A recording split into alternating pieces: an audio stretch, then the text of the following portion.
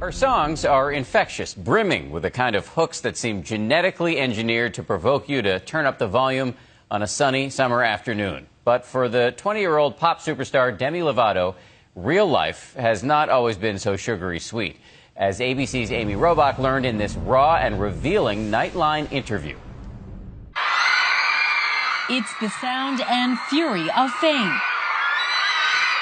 And for 20-year-old pop star Demi Lovato, now releasing her 4th album, it still feels like the first time around. You too, thank you so much. Her fans, lovingly known as Lovato's, have stuck by the superstar through her personal struggles and her success. With your new album release, I saw people online saying you've saved their lives. That is a tremendous amount of pressure. I mean, it's fantastic, but it's also a lot of pressure. Like, I don't feel pressure anymore just because I'm being honest with you. In her new self-titled album, Demi doesn't hold back.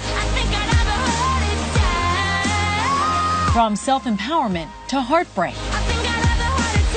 I saw that former beau, Joe Jonas, sent you a tweet.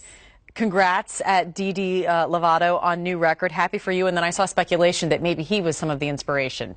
Well, we were in a relationship and we broke up. And at one point I was really mad at him. But today, in this moment, which is the moment that I'm living in, we have a great friendship.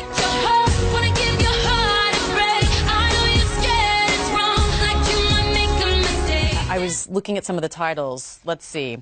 Really Don't Care, Warrior, Firestarter. You sound like a tough cookie. I am a tough cookie. I am. She had to grow up fast. A singer at age 5, a child actor at just 7. I booked Barney when I was 7. And you've been in the spotlight ever since. It wasn't until I was about 14 when I was on gossip sites and people were leaving really mean comments. Like many teenagers, Demi struggled with her weight, but under the harsh Hollywood lights, the pressure to be thin took its toll. When I was growing up, I had no one to look up to in the spotlight that was a regular-sized girl. Like, this was the time when socialites were very, very thin and were going to clubs. And that's what I had on my wall. I had pictures of these girls that were, like, so tiny. But I have a 10-year-old girl who looks in the mirror and says, I'm not skinny, I want to be skinny. I said that when I was like 4 years old, and that there's something wrong with that. Demi became bulimic and at age 11 secretly started self-mutilating her wrists. At a low point, Demi entered rehab in 2010. I knew that I was in trouble, and I knew that I couldn't do it on my own. The difference is now is when I don't want to eat or I want to throw up after a meal, I tell somebody, and that instantly takes away the power of what that has on me if I were to do it.